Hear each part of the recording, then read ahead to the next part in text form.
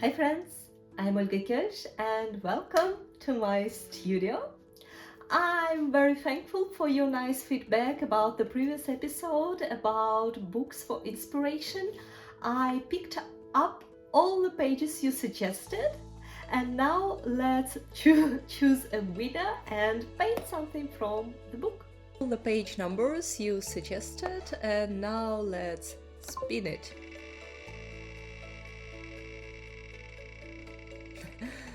It's pretty funny. Page number 285. So the page 285 was suggested by, sorry for pronouncing, Alibella. Thank you very much. And now let's have a look what's in there. Oh, that's a great choice. That's Hydrangea, very dark pink, and I'm looking forward to start to paint it. First of all, let's have a look. What do we have here? And the trick when we paint something complex or something which looks complex with a lot of small little flowers and details, to find right color spots. So we're thinking not about details, we're thinking about color spots. And what I see here, first of all, it's something very light and cold, like these small petals. We could mix it with quinacridone rose and a drop of ultramarine blue. And once we find the right proportion, maybe a little bit more of, yes, and then we will get something pink, lavender, cold tone for these parts. Next thing, I see the middle color, let's say the medium color. It's it could be just alizarin crimson, the pure alizarin crimson, maybe with a hint of burnt sienna to make it a slightly more vintage, and maybe with a drop of, yes, that looks very nice. That looks very nice. It was a drop of ultramarine blue, and there is a small little spots of the inner flower, yellowish and dark details, but we will play around all these. As usual, when we start painting watercolor, we start with very light parts. I keep in mind that the shape will be round, about this size. You could make some pencil drawing, so it will help you to remember about it. And first I paint the lightest petals I see in the picture. And you see, it hardly reminds any petals. It's just brush strokes, but I try to arrange them as I see in the picture about about this. And be creative. Starting with light colors really helps, because we could lay it up always, and it's possible to paint darker colors on the top of light ones, but not the other way around in watercolor. In watercolor it's a bit of complex. So Hydrangea, I hope everybody knows Hydrangea. It has this style of petals. For petals starting from one central point, I see that on this rib, on this side of Hydrangea, we hardly could see any petals. What we see is just the small areas around it. So I paint what I see, but not very detailed. I think that's the trick. And step by step I start to add more darker tones. No need to jump right into very dark ones, but it's it's nice already to think about some contrast and on some shapes. Great if you manage to just find few focal areas, for example this small little cluster which looks right on you, maybe this one where you could go a little bit more into details, but not that much. Sometimes it's nice to paint just one petal or set up the future elements. For example, this one is pretty obvious flower bud. So, but later on I might add more and more details on it. So what I'm doing now is I finding out few very obvious, very open flowers, small little clusters where I could easily trace the shape, and I painted. Sometimes I painted over them light pink, and sometimes I paint just brush strokes, because sometimes we could see only one petal, two petals. All petals look in different areas, and to make it, to add more variety, move your hand, even if it is not super convenient, but that helps you to create really different brush strokes, because it's very tempting to turn the paper, but in that case you might lose that loose feelings. I'm very thankful for you that you are supporting me with my English speaking. I know sometimes I forget words and speak with an accent, and when I get your feedback that it is lovely, it is charming, I really appreciate that. So we just paint in different directions and starting to set up our cluster of flowers. I very much love Hydrangea. I have it in my small little garden in blue version. I have a tutorial where I paint a macro version of Hydrangea, of blue one. Just check it out. It's also might be interesting. What we're doing now looks like a bit of a mess, but it's kind of, we fill in all of the area with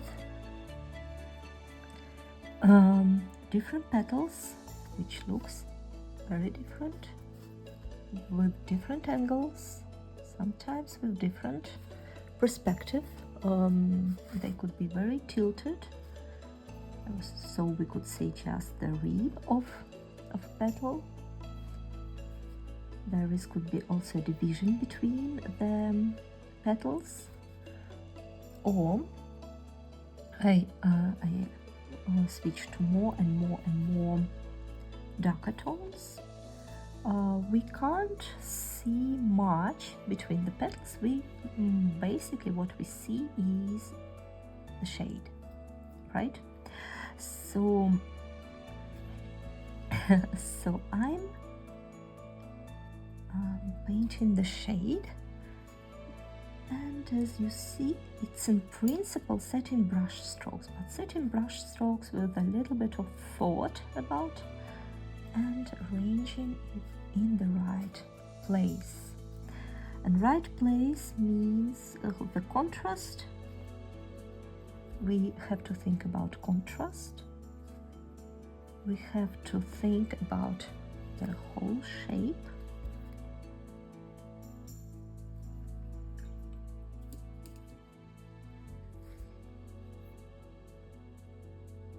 Sometimes it's okay even leave some white space. It brings the air into our painting.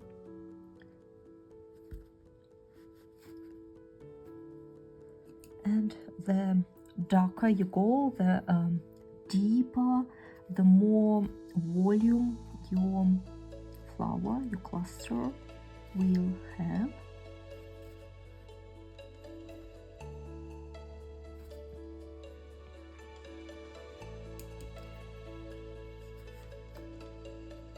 You see this very, very bright petal, so it's about here. Now I could really emphasize it with darker color. I paint with darker color on the top, and that's how we start to shape out all the details.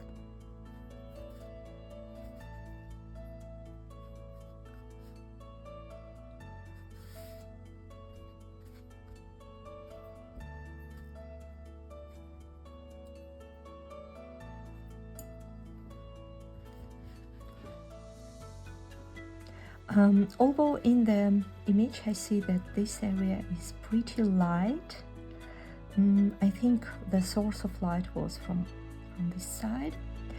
Yeah, I think I will stick to the source of inspiration.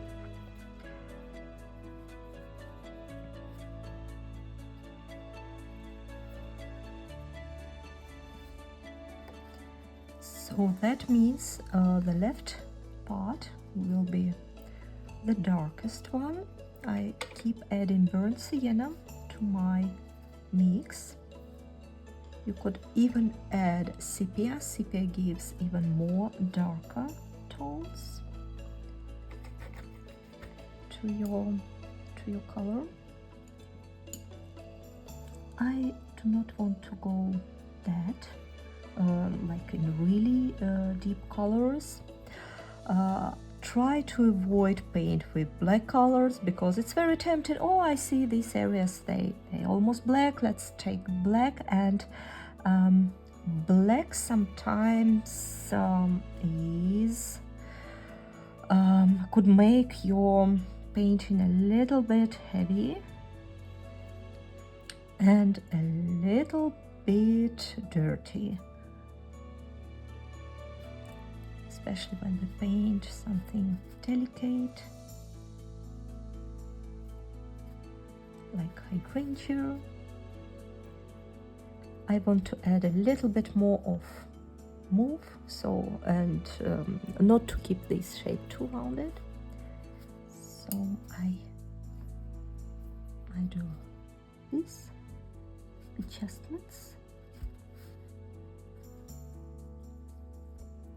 Now we have a lot of different shapes and tones of pink, burgundy color, and I think now we could switch to painting details. They look white, but we can't really paint white right here. So in the lighter elements, I will slightly outline it with burnt sienna. I started with sepia, but I do not really like it. So I'm outlining this area with burnt sienna.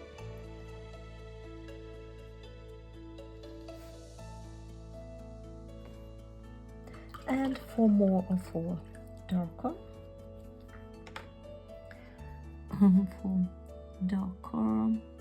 dots, I will use a little bit darker color, sepia,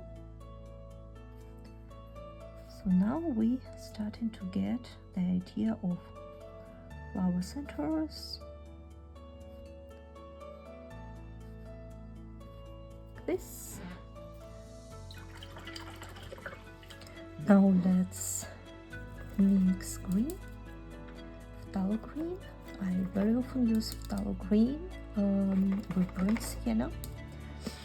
I have my vintage palette, and you could mix actually quite a lot of very nice pleasant colors just from basic watercolor palettes.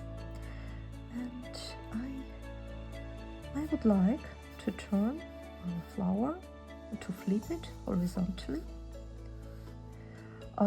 Many people were asking me about copyright issues when you paint from references like this. First of all, it's always nice to mention the book and the author of your reference. If you paint, let's say, if you paint a botanical illustration one by one, very detailed, it is not allowed if you outline and transfer the image as it is and then paint it. But if you bring your own vision, your own style, and you use it as a source of colors, for example, source of colors, understanding the shape, that's a very different story. And if you have more questions, just feel free to ask me in comments. It's a nice topic to discuss. So that's one leaf. Now we have this leaf,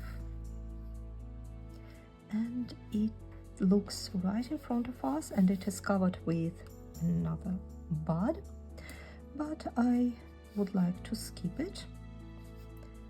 I would like to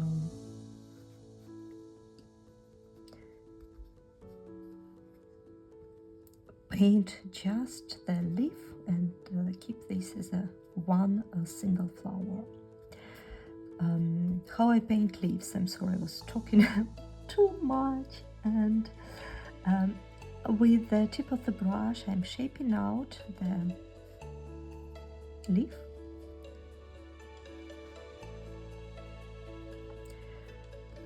Like zigzag. I see that Hydrangea has very certain middle line. I would like to emphasize that, and pretty certain side lines, but I'm not going to picture them one by one, and I just here and there I leave some areas, some space, and that's enough to reflect the idea of the flower. So in principle we still keep painting with brush strokes, and you see I just have one single brush for everything. The more light you want to put on the flower, the more white areas you leave, and the darker the areas, the bolder should be the color. I would like to add a little bit more of bold color in this area where leaves connects to the stem, because it's a lot of shade in here. And just like this. And now let's paint the trick with the stem. You have to really follow its organic growth,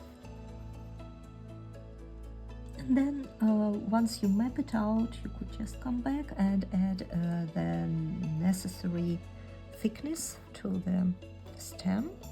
Surely I would like to add a little bit more of shades in this bottom area.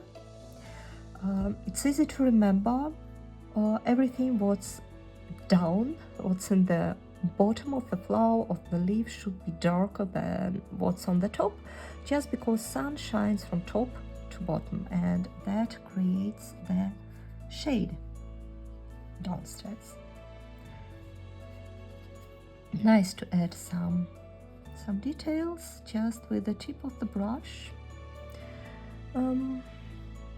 Let me have a look through the camera. It usually helps a lot. I am pretty happy with what we have. It was very loose, but as I said, I have another tutorial of macro painting of Hydrangea. I want to have a few different tutorials so you could try both, and I hope you will find it very helpful as well. Now, few more details to connect greenery and the flower. I would like to add a few little green spots in some flowers, in some flower centers, just like this. Now, small little details, just drops of green. It all connects everything. And let's add a little bit of shades in the bottom area. As I said, what's in the bottom usually is the darkest, and I think it's a nice moment just to finish. Thank you so much for painting together. I hope you enjoyed the process, which is very important. I'm sorry that your page was not chosen, but I promise I will keep it for later, and we will be painting a lot from this book. Thank you very much for your feedback. I read each and every comment. I really appreciate your support and attention. You are very welcome to join my art school, and see you next time. Bye bye.